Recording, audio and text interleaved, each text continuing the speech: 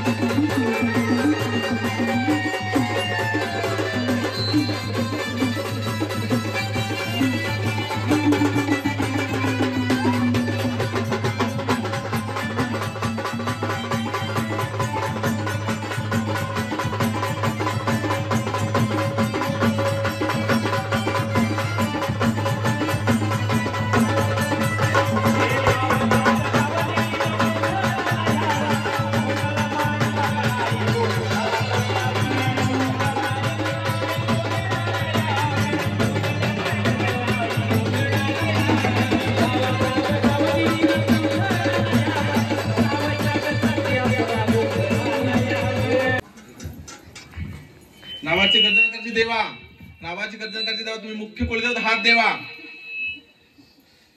आम्ही कडे पटारे येलकोट येलकोट सदानंद हाचा या भाऊबंधांनी देवा, या भाऊबंधांनी देवा, रक्ताचं पाणी करून देवा, हृदयाच्या काळजापासून देवा, ही तुमची सेवा करून आणली देवा. हे मानपान केले, हे आनंद केला देवा. हा सोहळा देवा, हा सोहळा तुमच्यापर्यंत पावन झाला देवा. भरपूरपणे पोहोचला, भरपूरपणे एवढी आम्ही वाट बघत होतो तुम्हाला मोकळे आम्ही. येलकोट येलकोट हा देवा तुमचा आनंद देवा, हा तुमचा आनंद, हाच आमचा आनंद. या घरात ह्या कुटुंबियांमध्ये देवा, बाहेर राहणारे भाऊ यांच्यामध्ये सदैव देवा आनंद आनंद झाला पाहिजे देवा. बरोबर.